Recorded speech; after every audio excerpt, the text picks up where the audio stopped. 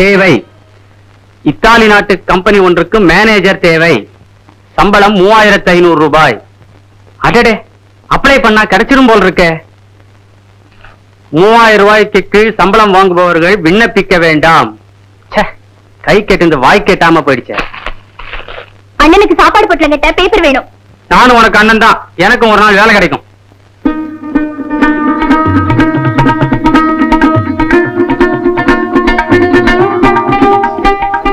போலாமா? ஆபீஸ் போன ஆசை இருக்குல்ல, ஏற்கனவே லேட்டு. அண்ணே, 3 ரூபா பணம் வேணும். எதுக்குடா 3 ரூபா? ஆவடிக்கு போனோம். எதுக்கு ஆவடி? ஆர்மிக்கு ஆள் எடுக்கிறாங்களாம். துப்பாக்கி சைஸ் கூட உனக்கு என்னடா ஆர்மி? போல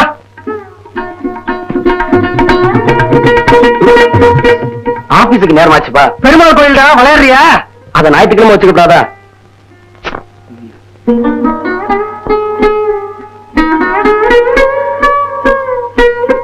ஆபீஸ் இன்னைக்கு இருக்கும், நாளைக்கு போகும். போலாத ஆபீஸ்.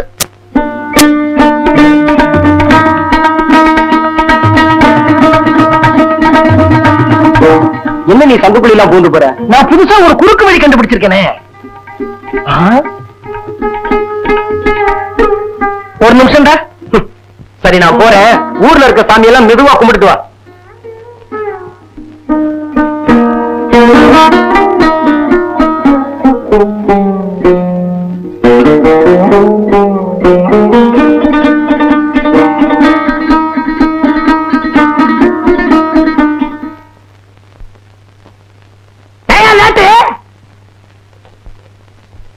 அந்த மாதிரி முடிக்கிறீங்க. ஏன் லேட்டு? என்ன சார் தினம் இதே கேள்வி கேட்கறீங்க?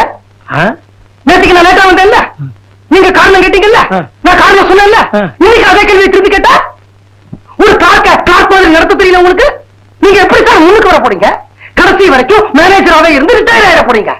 இது பாருங்க, என்னால லேட்டா தான் வர முடியும். நான் வேணுங்கிற போது நான் சீக்கிரமா போகணும். அதுக்கு இஷ்டம்னா சொல்லுங்க, இஷ்டம் இல்லைன்னா நீங்க வேலையை விட்டு நின்னுக்கலாம். கணேசா, ஒரு நிமிஷம். இந்த ஆபீஸ்ல நீ மேனேஜரா இல்ல நான் மேனேஜரா? பாருங்க, சின்ன விஷயம், இது கூட தெரியல உங்களுக்கு. I'm sorry to say this. I'm sorry to say this. Simon sir, இந்த ஃபைலை கொண்டு எத்ராஜ் கையில கொடு. அவர் 3 மணிக்கு பர்மிஷன் கேட்டு போயிட்டாரு சார். ஆபீஸ் முடிய சமயத்துல இங்க வர்றாராம். அது வரைக்கும் உங்களை இங்க வெயிட் பண்ண சொன்னாரு. என்கிட்ட சொல்லாம எப்படி போவான் அவன்? அவன் எங்க போயிருப்பான் எனக்கு தெரியாதா?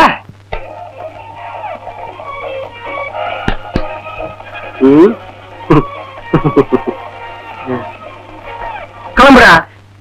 இப்பதான் குடிக்கவே ஆரம்பிச்சேன். ஏன்பா, போன வாரம் தானே குடிக்க மாட்டேன்னு சத்தியம் பண்ண. அதெல்லாம் சின்ன பசங்க சத்தியம்டி. கொஞ்சம் சும்மா இருக்கீங்களா? நீ சொல்லுப்பா. எனக்கு என் பொண்டாட்டி ஞாபகம் வந்துருச்சு.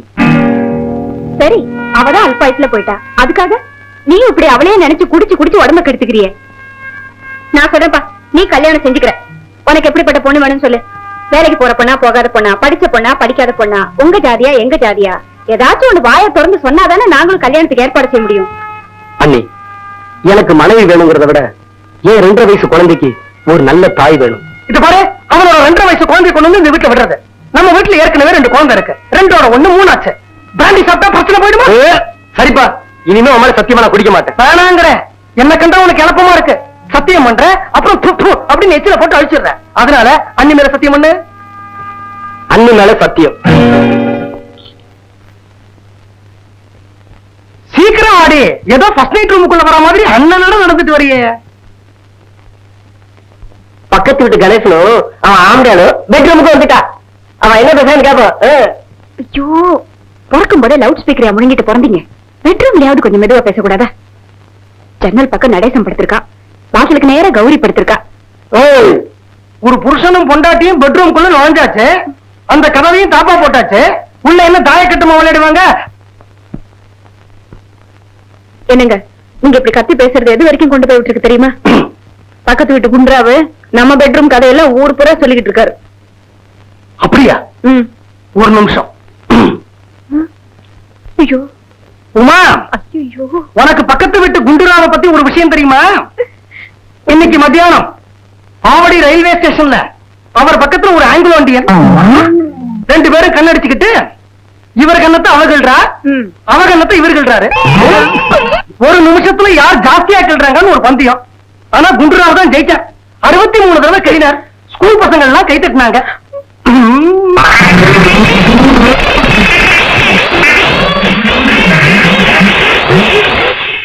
உமா, இந்த சம்பள கவர்.